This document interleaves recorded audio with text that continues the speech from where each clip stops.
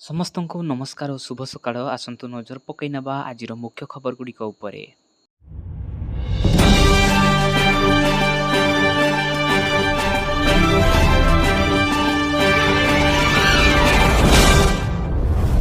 ଖୁବ୍ ଶୀଘ୍ର ଆସୁଛି ଆୟୁଷ୍ମାନ ଗୋପବନ୍ଧୁ ସ୍କିମ୍।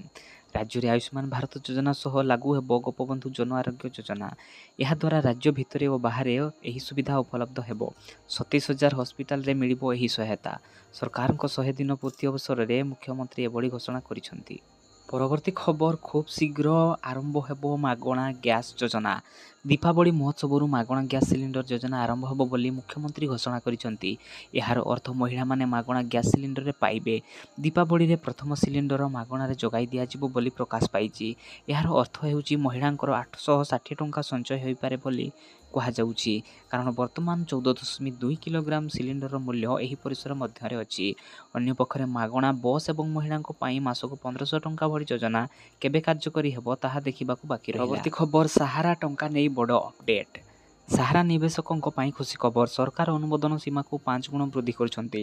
ସୁପ୍ରିମକୋର୍ଟଙ୍କ ଆଦେଶ ପରେ ଜୁଲାଇ 18ରେ ସାହାରା ଗ୍ରୁପର 4ଟି ମଲ୍ଟିଷ୍ଟେକ୍ ଆସୋସିଏସନ କମିଟି ଜମା କରିଥିବା ଲୋକଙ୍କ ଦାବି ଉପସ୍ଥାପନ କରିଥିଲା।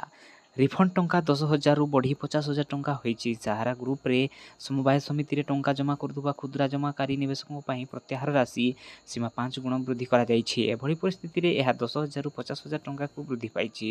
ବର୍ତ୍ତମାନ ଜମାକାରୀଙ୍କୁ 50,000 ଟଙ୍କା ପର୍ଯ୍ୟନ୍ତ ଅର୍ଥ ପ୍ରଦାନ କରାଯିବ। ଏହି ସୂଚନା ନିର୍ଦ୍ଦେଶାଳୟ ଜଣେ ବରିଷ୍ଠ ଅଧିକାରୀ ପ୍ରଦାନ କରିଛନ୍ତି। ପରବର୍ତ୍ତୀ ଖବର, ଜିଓ ଦିୱାଲି ଅଫର। ବର୍ଷକ ପର୍ଯ୍ୟନ୍ତ ମାଗଣା ଇଣ୍ଟରନେଟ୍। ଜିଓ ପୁଣି ଥରେ କୋଟି କୋଟି ଗ୍ରାହକଙ୍କୁ ଏକ ବଡ଼ ଉପହାର ଦେଇଛି। ବାସ୍ତବରେ କମ୍ପାନୀ ଦିୱାଲି ଅବସରରେ ଗ୍ରାହକଙ୍କ ପାଇଁ ଏକ ସ୍ୱତନ୍ତ୍ର ଅଫର ଆଣିଛି। ଜିଓ ନିଜର ଦିୱାଲି ଅଫର ଲଞ୍ଚ କରିଦେଇଛି। ଏହି ଅଫର ଜରିଆରେ ଗ୍ରାହକଙ୍କୁ ବର୍ଷକ ପାଇଁ ସେବା ମାଗଣାରେ ମିଳିବ। ସୂଚନାଯୋଗ୍ୟ, ଦିୱାଲି ଧମାକା ଅଫର ଜିଓ ଏୟାର ଫାଇବର ପାଇଁ ଲଞ୍ଚ କରିଛି। ଏହି ଅଫର ରିଲାଏନ୍ସ ଡିଜିଟାଲରେ କିଣିଲେ ଆପଣଙ୍କୁ ଲାଭ ମିଳିପାରିବ। ସେପ୍ଟେମ୍ବର 18ରୁ ଆରମ୍ଭ ହୋଇଥିବା ଏହି ଅଫର ନଭେମ୍ବର 3 ପର୍ଯ୍ୟନ୍ତ ଜାରି ରହିବ। ଏହାର ଫାଇଦା ମହଜୁଦ ଥିବା ଜିଓ ଫାଇବର ଓ ନୂଆ ଜିଓ ଫାଇବର ଉଭୟ ବ୍ୟବହାରକାରୀଙ୍କୁ ମିଳିବ। ଏହି ଅଫର ଲାଭ ଉଠାଇବାକୁ ହେଲେ ଗ୍ରାହକଙ୍କୁ ରିଲାଏନ୍ସ ଡିଜିଟାଲରୁ 20,000 ଟଙ୍କାର ପର୍ଯ୍ୟନ୍ତ କ୍ରୟ କରିବାକୁ ପଡ଼ିବ। ପରବର୍ତ୍ତୀ ଖବର, 3100 ଟଙ୍କାରେ ଧାନ କିଣିବେ ସରକାର। ବୁଧବାର ମୁଖ୍ୟମନ୍ତ୍ରୀ ମୋହନ ଚରଣ ମାଝୀ ଖରିଫ ଧାନ ସଂଗ୍ରହ ଓ ସର୍ବନିମ୍ନ ସହାୟକ ମୂଲ୍ୟ 3100 ଟଙ୍କା ଲାଗୁ ନେଇ ସମୀକ୍ଷା କରିଛନ୍ତି।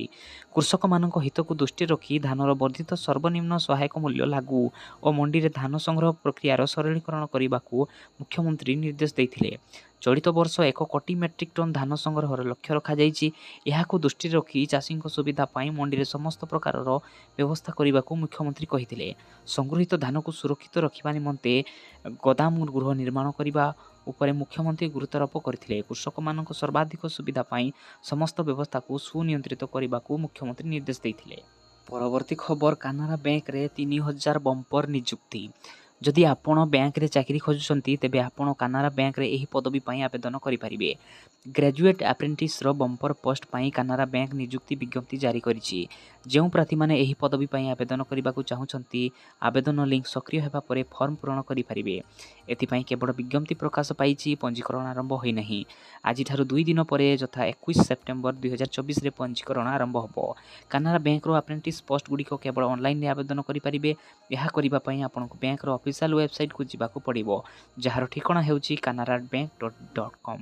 ପରବର୍ତ୍ତୀ ଖବର, ସରକାରର 100 ଦିନ ପୂର୍ତ୍ତିରେ ଉପମୁଖ୍ୟମନ୍ତ୍ରୀଙ୍କ ବଡ଼ ଘୋଷଣା। ସରକାରର 100 ଦିନ ପୂର୍ତ୍ତିରେ ଉପମୁଖ୍ୟମନ୍ତ୍ରୀ ପ୍ରଭାତୀ ପରିଡ଼ା ଅଭିଭାଷଣ ଦେଇଛନ୍ତି। ଉପମୁଖ୍ୟମନ୍ତ୍ରୀ କହିଛନ୍ତି, ମହିଳାଙ୍କୁ ସଶକ୍ତିକରଣ କରିବା ପାଇଁ ସରକାର ପ୍ରତିଶ୍ରୁତିବଦ୍ଧ। ଶ୍ରୀମନ୍ଦିର ଚାରିଦୁଆର ରତ୍ନଭଣ୍ଡାର ଖୋଲିଲା, ସୁଭଦ୍ରା ସହାୟତା ଦିଆଗଲା। ଶ୍ରୀମନ୍ଦିର ପାଇଁ 500 କୋଟି, ଓଡ଼ିଆ ଅସ୍ମିତା ପାଇଁ 200 କୋଟିର କର୍ପସ ଫଣ୍ଡ ରହିଛି। ଏହି ସରକାରର ବଡ଼ ସଫଳତା, ଲୋକଙ୍କ ସହ ଯୋଡ଼ି ହେବାର ପ୍ରତିବଦ୍ଧତା। 25 ଲକ୍ଷ ମହିଳାଙ୍କୁ ସୁଭଦ୍ରା ମିଳିଛି, ଅନ୍ୟ ମହିଳାଙ୍କୁ ଖୁବ୍ ଶୀଘ୍ର ମିଳିବ। ମୋଦି ଗ୍ୟାରେଣ୍ଟିରେ ଯାହା ଲେଖିଛୁ ସବୁ ଗୋଟିଏ ଗୋଟିଏ ପୂରଣ କରାଯିବ ବୋଲି ପ୍ରଭାତୀ ପରିଡ଼ା କହିଛନ୍ତି। ପରବର୍ତ୍ତୀ ଖବର, ମହିଳାମାନଙ୍କୁ ମାସିକ ମିଳିବ 2,100 ଟଙ୍କା। ସାଧାରଣ ଲୋକଙ୍କ ପାଇଁ ସରକାରଙ୍କ ତରଫରୁ ବିଭିନ୍ନ ପ୍ରକାର ଯୋଜନା କାର୍ଯ୍ୟକାରୀ କରାଯାଉଥିବା ବେଳେ ଏବେ ଆଉ ଏକ ବଡ଼ ଘୋଷଣା କରାଯାଇଛି। ହରିୟାଣାରେ ଆଗାମୀ ବିଧାନସଭା ନିର୍ବାଚନକୁ ଦୃଷ୍ଟିରେ ରଖି ଭାରତୀୟ ଜନତା ପାର୍ଟି ସଂକଳ୍ପପତ୍ର ଜାରି କରି ମହିଳାଙ୍କ ପାଇଁ ବଡ଼ ଘୋଷଣା କରିଛି। ସଂକଳ୍ପପତ୍ର ଅଧୀନରେ ମହିଳାମାନଙ୍କୁ ପ୍ରତି ମାସରେ 2,100 ଟଙ୍କା ଦେବାକୁ ପ୍ରତିଶ୍ରୁତି ଦେଇଛି ଦଳ। ହରିୟାଣାରେ ପୁଣି ଥରେ ବିଜେପି କ୍ଷମତାକୁ ଆସିଲେ ମହିଳାଙ୍କୁ ଏହି ଆର୍ଥିକ ସହାୟତା ପ୍ରଦାନ କରାଯିବ ବୋଲି ବିଜେପି ରାଷ୍ଟ୍ରୀୟ ଅଧ୍ୟକ୍ଷ ଜେପି ନଡ୍ଡା ଘୋଷଣାପତ୍ର ଜାରି କରି କହିଛନ୍ତି। ପରବର୍ତ୍ତୀ ଖବର, ଓଡ଼ିଆ ଲେଖି ନ ଜାଣିଲେ ଚାକିରିରୁ ବିଦା। ମିନିଟ୍କୁ 60 ଶବ୍ଦ ଟାଇପ୍ କରିବେ ତାହା ପୁଣି ଶୁଦ୍ଧ ଓଡ଼ିଆରେ। ହାତ ଥରିଲେ ଚାକିରିରେ ନାଲି ଗାର ବାଜିବ। ସାନିଟେସନ୍, ମଲ୍ଟିଟାସ୍କ ଆସିଷ୍ଟାଣ୍ଟ ଓ ଡାଟା ଏଣ୍ଟ୍ରି ଅପରେଟରଙ୍କୁ ଏମିତି କଡ଼ା ନିର୍ଦ୍ଦେଶନାମା ଜାରି କରିଛନ୍ତି ଭୁବନେଶ୍ୱର ମହାନଗର ନିଗମ କର୍ତ୍ତୃପକ୍ଷ। ଖୁବ୍ ଶୀଘ୍ର ଏନେଇ ପରୀକ୍ଷା ହେବାକୁ ଯାଉଛି। ନୂଆ ସରକାର ଆସିବା ପରେ ମୁଖ୍ୟମନ୍ତ୍ରୀ ଓଡ଼ିଆ ଭାଷାରେ ସମସ୍ତ ଅଫିସ କାର୍ଯ୍ୟକୁ ପରିଚାଳନା କରିବାକୁ ଘୋଷଣା କରିଥିଲେ। ଏନେଇ ଅର୍ଥ ବିଭାଗ ପକ୍ଷରୁ ମଧ୍ୟ ନିର୍ଦ୍ଦେଶନାମା ଜାରି କରାଯାଇଥିଲା। ପର୍ଯ୍ୟାୟକ୍ରମେ ସବୁ ବିଭାଗ ଇଂରାଜୀ ପରିବର୍ତ୍ତେ ଓଡ଼ିଆରେ ପରବର୍ତ୍ତୀ ଖବର, ଜେଲରୁ ବାହାରି ନୂଆ ଏହି ଓଡ଼ିଆ କେଜ୍ରିୱାଲ। ଏବେ ନୂଆ ମିଶନରେ ଆମ୍ ଆଦମିର ପାର୍ଟି ରାଷ୍ଟ୍ରୀୟ ସଂଯୋଜକ କେଜ୍ରିୱାଲ। ଦିଲ୍ଲୀର ପୂର୍ବତନ ମୁଖ୍ୟମନ୍ତ୍ରୀ ଅରବିନ୍ଦ କେଜ୍ରିୱାଲ ଦିଲ୍ଲୀ ମୁଖ୍ୟମନ୍ତ୍ରୀ ଚୌକି ଛାଡ଼ିବା ପରେ ଏବେ ଏକ ନୂଆ ମିଶନରେ ବାହାରିଛନ୍ତି। ଆପ୍ ପାର୍ଟିର ବରିଷ୍ଠ ନେତା ସନ୍ଦୀପ ପାଠକ ଏହି ସୂଚନା ଦେଇଛନ୍ତି। ସନ୍ଦୀପ ପାଠକଙ୍କ ସୂଚନା ମୁତାବକ 5 ଅକ୍ଟୋବରରେ ହରିୟାଣାରେ ନିର୍ବାଚନ ଅଛି। ଅରବିନ୍ଦ କେଜ୍ରିୱାଲ ବିଜେପିର ଷଡ଼ଯନ୍ତ୍ର ସହ ଲଢ଼ି ଜେଲରୁ ବାହାରିଛନ୍ତି ଏବଂ ହରିୟାଣା ନିର୍ବାଚନରେ ପ୍ରଚାର ପାଇଁ ପ୍ରସ୍ତୁତ ହେଉଛନ୍ତି। ସେ ଶୁକ୍ରବାରଠାରୁ ନିଜର ପ୍ରଚାର କାର୍ଯ୍ୟ ଆରମ୍ଭ କରିବେ।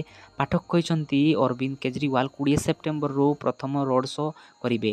କେଜ୍ରିୱାଲଙ୍କର 13 ରୋଡ୍ ଶୋ ସ୍ଥିର ହୋଇଛି। ସେଥିମଧ୍ୟରୁ ସେ ହରିୟାଣାର 11ଟି ଜିଲ୍ଲାର ବିଧାନସଭାକୁ କଭର କରିବେ। ହରିୟାଣାରେ ପରିବର୍ତ୍ତନ ଓ ବିଜେପିର ପରାଜୟ ଦାବି କରି ପାଠକ କହିଛନ୍ତି ଯେ କେଜ୍ରିୱାଲ ଆଗାମୀ ଯୋଜନା ଆସନ୍ତା କିଛି ଦିନରେ ସ୍ଥିର କରିବେ। ଦର୍ଶକ ବନ୍ଧୁ, ଆଜିର ଏହି ଭିଡ଼ିଓଟି ଆପଣଙ୍କୁ କେମିତି ଲାଗିଲା କମେଣ୍ଟ ମାଧ୍ୟମରେ ନିହାତି ଜଣାଇବେ ଏବଂ ଭିଡ଼ିଓଟି ଯଦି ଭଲ ଲାଗିଥାଏ ତେବେ ଚ୍ୟାନେଲଟିକୁ ସବସ୍କ୍ରାଇବ୍ କରିବା ସହିତ ଏହି ଭିଡ଼ିଓଟିକୁ ନିଜ ସାଙ୍ଗ ଏବଂ ଫ୍ୟାମିଲିମାନଙ୍କ ସହିତ ସେୟାର କରିବେ। ପୁଣି ଦେଖା ହେବ ନୂଆ ଭିଡ଼ିଓରେ। ସେତେ ପର୍ଯ୍ୟନ୍ତ ସମସ୍ତଙ୍କୁ ଧନ୍ୟବାଦ।